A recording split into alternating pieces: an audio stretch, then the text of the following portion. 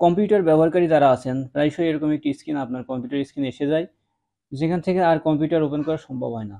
এটা খুবই একটা সমস্যার বিষয় বন্ধুরা। তবে এটা চিন্তার কোনো কারণ নেই, কারণ হচ্ছে এই স্ক্রিনগুলো মূলত এসে থাকে উইন্ডোজের ফাইল মিসিং হলে, যদি বুট ডিভাইসের ফাইল খুঁজে না পায়, অথবা বায়োসের বুটিং ডিভাইস সেট আপ যদি এলোমেলো থাকে, সেক্ষেত্রে এরকম স্ক্রিন আসে। ফাইল মিসিং হয় তাহলে সেক্ষেত্রে রিপেয়ার করতে হবে অথবা উইন্ডোজ করতে হবে নতুন করে। আর যদি এই সমস্যা না থেকে থাকে, তাহলে যদি বায়োসের প্রবলেম হয়, তাহলে আমরা বায়োস সেট আপ করে দেখব। তো প্রথমত বায়োস সেট আপ করে দেখা উচিত।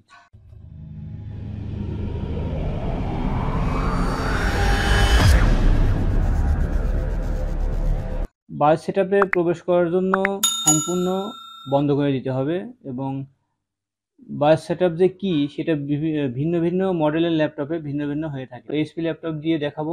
এইচপি ল্যাপটপের বুট মেনু হচ্ছে F10। আমি ল্যাপটপ বন্ধ করে দিচ্ছি।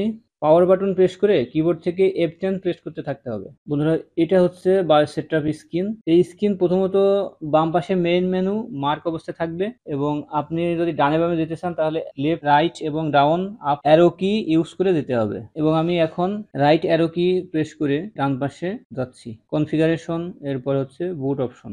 এই বুট অপশনসে আমরা সেটিংস করব, এবং বুট অপশনসের যদি আপনি নিচের দিকে আসতে হয়, তাহলে কিবোর্ডে যে ডাউন অ্যারো কি আছে এটা প্রেস করে নিচের দিকে আসতে হবে। হ্যাঁ বন্ধুরা, এখানে ইউইএফআই বুট অর্ডার রয়েছে। এখানে ইউইএফআই বুট অর্ডার এখানে আপনাকে আসতে হবে। আসার পরে এখানে 3টা অপশন আছে।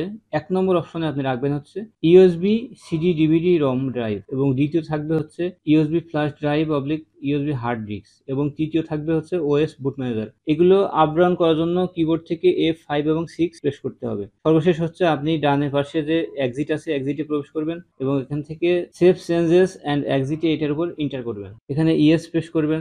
যেহেতু আমার এটাতে বুট মেনু ঠিক ছিল না, বুট মেনু ঠিক করে দেওয়া হয়েছে। অবশ্য কথা, যদি ঠিক না হয় উইন্ডোজ করতে হবে অথবা রিপেয়ার করতে হবে। বন্ধুরা, এই ভিডিও যদি আপনার উপকারে আসে তাহলে অবশ্যই একটি লাইক করে দিবেন এবং শেয়ার করে অন্যদের দেখার সুযোগ করে দিবেন।